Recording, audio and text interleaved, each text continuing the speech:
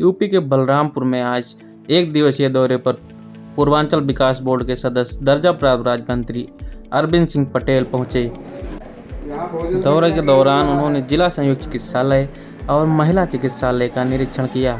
निरीक्षण के दौरान जिला संयुक्त चिकित्सालय में बहुत सारी खामियां खुलकर सामने आईं। कई मरीजों ने तो धन उगाही की भी आरोप डॉक्टरों पर लगाए, तो कई मरीजों ने पौष्टिक आहार न दिए जाने तथा बाहर से दवा लिखने का भी मामला उठाया। इन मामलों को देखते हुए सीएमएस को कड़ी फटकार लगाते हुए राज्य मंत्री ने कहा कि अगर ये शिकायतें दोबारा मिली तो निश्चित तौर पर सख्त कार्रवाई की जाएगी, क्योंकि सरकार का मुख्य उद्देश्य है कि गरीबों को उचित स्वास्थ्य लाभ निःशुल्क दिया जा सके, जिससे उनको किसी भी परिस्थिति में किसी भी दिक्कत का सामना करना न पड़े। इस दौरान उन्होंने अस्पताल की रसोई का भी निरीक्षण किया।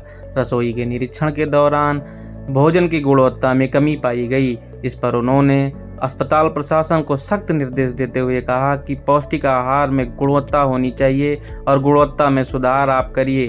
अगर नहीं करते हैं तो सख्त कार्रवाई होगी। इसमें किसी भी दोषी को बख्शा नहीं जाएगा।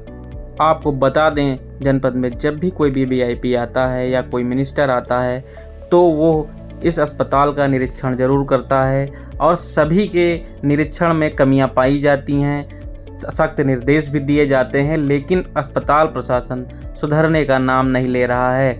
अब देखना ये है कि इन निर्देशों के बाद क्या अस्पताल से प्रशासन सुधरता है या अपने पुराने ढर्रे पर ही कायम रहेगा। इससे पहले सूबे के उप मुख्यमंत्री ब्रजेश पाठक ने भी अस्पताल का निरीक्षण किया था और उन्होंने भी सख्त निर्देश दिए थे, लेकिन अभी तक किसी भी तरह का सुधार देखने को नहीं मिल रहा है। साधना नाम है, संधार गांव की मैं रहने वाली हूँ, वहाँ से आती हूँ। जब चौथा महीना था सर, हम यहाँ पे आए थे तो हमारे ब्लड का कमी था, बोतल यहाँ पे लगना था। बोतल हम बाहर से मंगवाए हैं, बोतल का दाम दिए, बोले जो बोतल लगना है वो यहाँ पे नहीं है। उसके बाद में हम बोतल चढ़ाने के बाद में 200 रुपये दिए थे।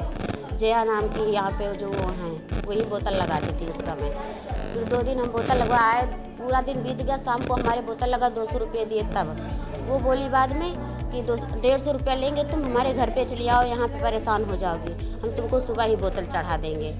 तब हम सर बाहर से दवा खरीद कर और उसके बाद में अपने घर पे ही बोतल चढ़वाए। यहाँ पे नहीं है, आज तक हमें यहाँ से कोई भी सुविधा नहीं मिला, ना ही कोई दर मिला, ना ही कोई दवाई मिला, हमको कुछ भी नहीं मिला सर। और जब इसीलिए हम आए हैं 2 घंटे हमें यहाँ पे आते हुए हो गए, लेकिन हमारे पास पैसा नहीं था, इसलिए हम किसी से कहे नहीं। वहाँ पे हमको लेकर मैडम दिए कि भर्ती होना है, तुम्हारे बोतल लगेगा।